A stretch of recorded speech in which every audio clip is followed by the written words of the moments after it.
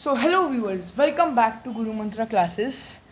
ये है हमारा lecture atoms and molecules level 5। So जैसे कि मैं बोलता हूँ, हम कुछ अच्छे क्वेश्चंस प्रैक्टिस करेंगे जिससे आपका ओवरऑल चैप्टर ये रिवाइज हो जाएगा, मोल कॉन्सेप्ट का कॉन्सेप्ट। सो चलिए शुरू करते हैं बिना किसी देरी के। सो जैसे कि आपको क्वेश्चन 1 दिख ही रहा होगा, calculate number of moles in 5 gram of calcium.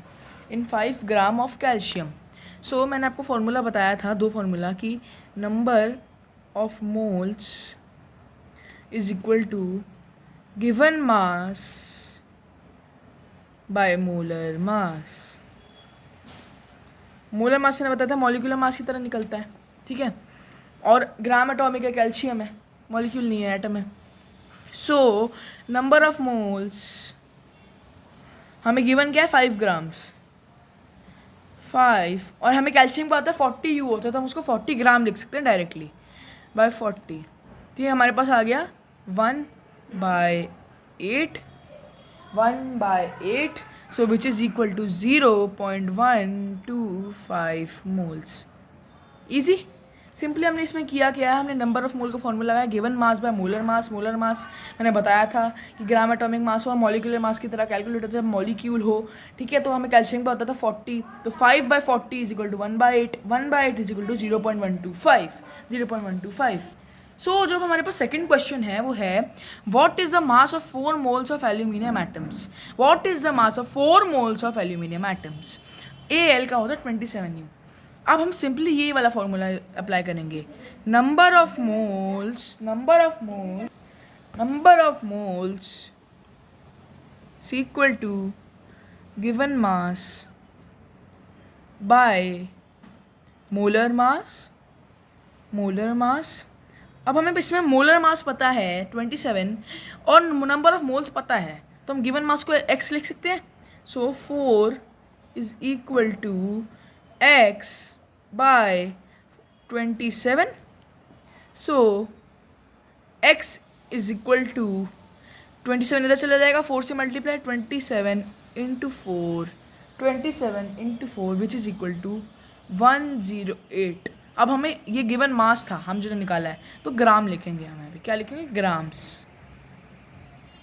I hope आपको क्लियर होगा। अगर हमें सिंपली यही फॉर्मूला लगाया, हमें इसकी दो चीज़ें पता थी, हमने एक को एक्स ले लिया, ये मोलर मास जाके यहाँ मल्टीप्लाई हुआ, नंबर ऑफ मोल से जब मल्टीप्लाई हुआ तो आंसर हमारे पास आ गया 1080 grams, 1080 grams.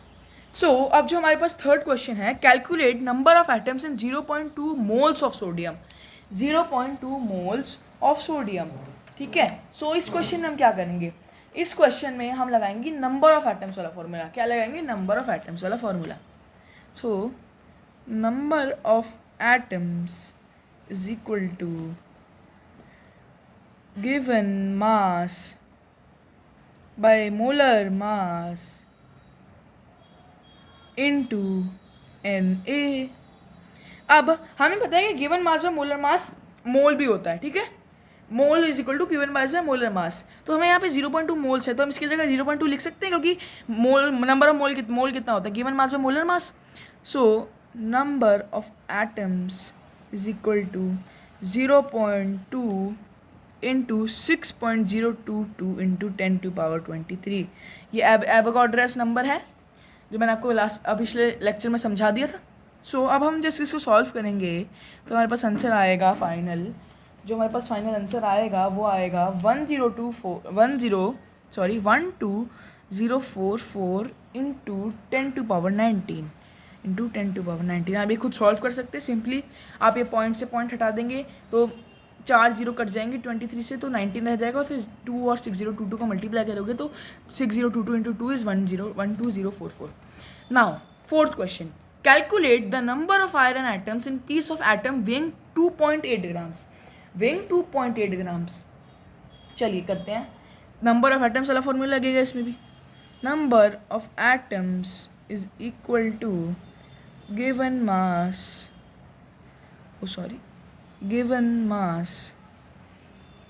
Molar mass by molar mass into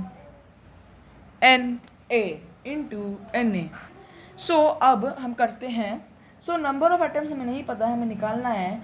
तो हमें पता है कि यहाँ पे गिवन है 2.8 ग्राम्स, तो हम लिख सकते हैं 2.8 और आयरन का हमारे पास मोलर मास होता है 56. क्या होता है 56 इंटू 6.022 इंटू 10⁻23.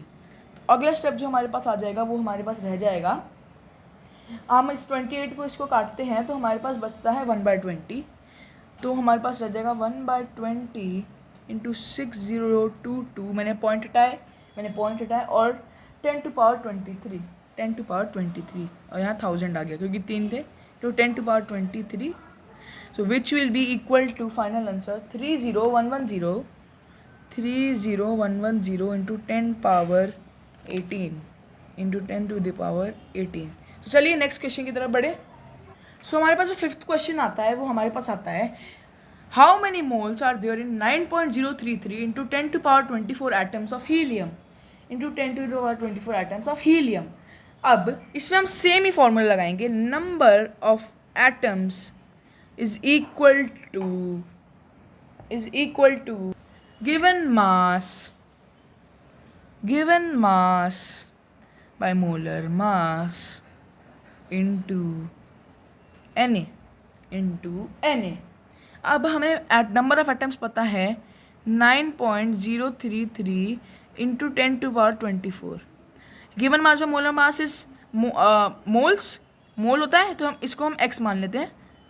ठीक है, x या नहीं y मान लेते हैं ताकि वो इंटू 6.022 इंटू 10⁻23. सो अब अगले स्टेप में होगा क्या, ये इधर आ जाएगा, इससे डिवाइड होगा 9.033 into 10⁻24 by 6.022 into 10⁻23 is equal to y. अब मैं इधर लिख लेता हूँ, सॉरी स्पेस नहीं है. अब ये जो कट आके हाँ हमारे पास आ जाएगा 4516 बाय 45165 सॉरी बाय 3011. अब अगर आप देखें तो 3011 इंटू 15 होता है 4516, तो हमारे पास आ जाएगा 15. So hence 15 moles.